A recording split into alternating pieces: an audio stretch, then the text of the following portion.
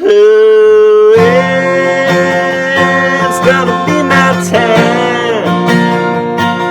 Oh Lord, well, it's gonna be my time. I don't have a dollar, no, I don't have a dime, Lord, well, it's gonna be my time.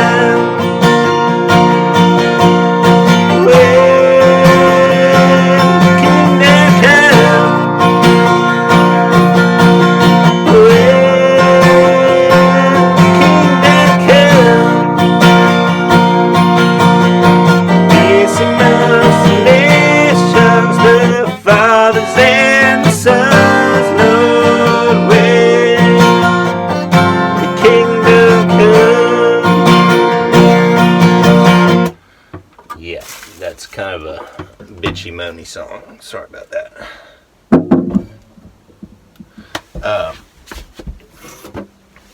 Alright, yeah, so the new world, promised land. That's the thing about getting to the promised land. It's like, can you keep it? That's the question.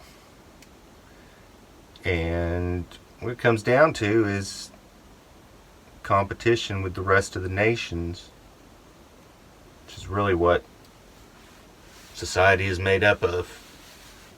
Big and small nations, all making pacts and agreements with each other, but always separating and splitting. But the strong ones, the Abrahamic ones, the Beratarian ones, those are the ones that last. So, again, in the promised land, can you keep it? This new nation. So the question is, having prayed to find a mate, to find that intimacy that equals the Garden of Eden, once that is achieved, you're still in time. You still gotta earn it every second. So, question, besides children, besides that being the ultimate goal,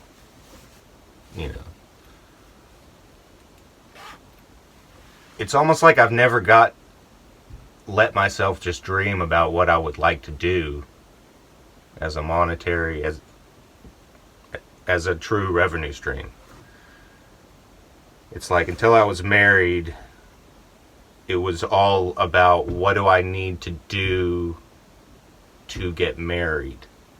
And so that never really mixed up with what I would truly like to do.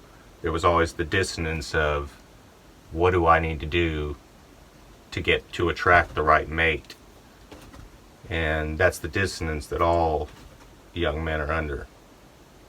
And I was till my late 30s. Until I finally learned. It came down to sexual purity.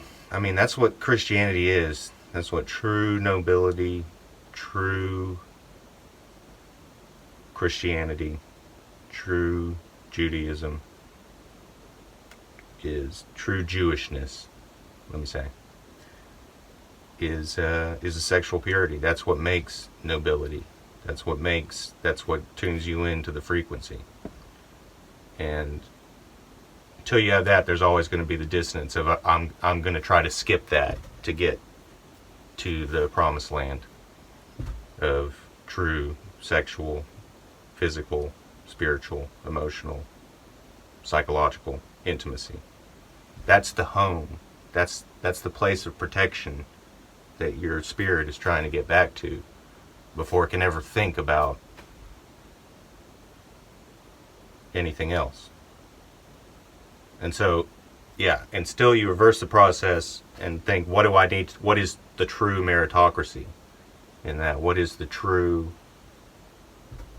ability to serve God, family, and community? Until that becomes your true north, you're never going to attract the right person.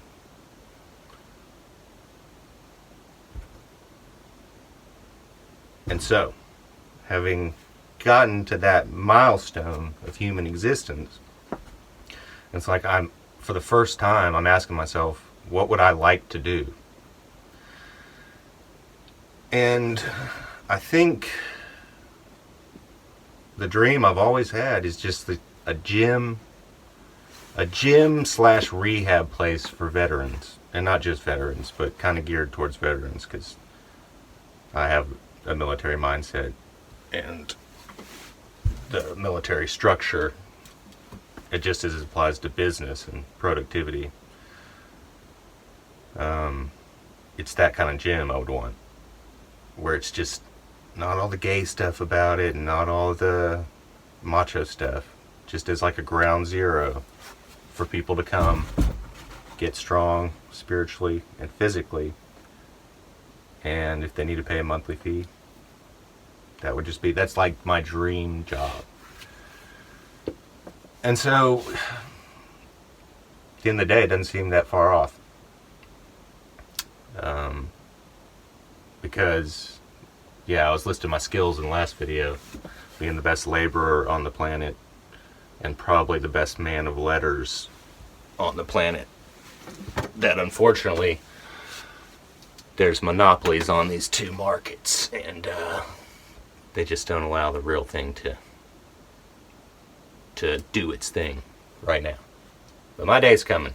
My skills will be appreciated, I believe, in my lifetime.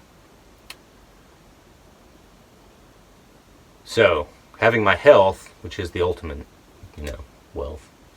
How am I gonna build this gym, this Beartarian gym for bears and veterans? Well, completely remains to be seen. I'm just now allowing myself to talk about it. But yeah, and it all goes back to revenue streams, and I'll probably have to do construction and landscaping for a while, probably. But in between that, I gotta make a move.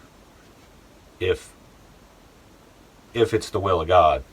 And that's what I'm trying to say. Since I don't have to pray for a wife anymore, this is my new prayer, is a place of business that satisfies. A place of business, that doesn't take a piece of my soul. Because it's just too much of the commerce, and just every work field is extortion or manipulation or deception of either the employer or the employee, the employee to the employer, the employer to the customer, customer to the employee. It's just not working. It's just few and far between where it does work. And there's it's a lot of stuff that goes into running a business. That said, besides running a gym and being active all day and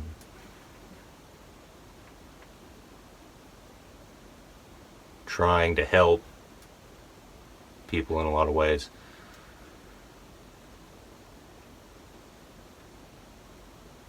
obviously, metaphysically, because what am I doing right now? I'm talking on the internet. I want to keep a narrative going about my worldview. And that's another part of just the whole dream. What would I just like to do with my time? And ultimately, just, Owen Benjamin's living the dream. Having that line of communication where he does the live streams, and he's got this relationship with so many of the bears, and they're on the same page with him on so many different things. They're watching in real time as he's processing all the data that's coming in from the different mediums of our culture and interpreting it and then going back and seeing how he interpreted it, processing that, and it's a whole metaphysical trip if you get into it. And it's the best one ever because he's tuned in to the original frequency that we always go back to, is true merit, the ability to serve God, family, and community. That trifecta. And just getting to talk about it with an audience and have this back and forth, I believe he calls it a cultivated audience.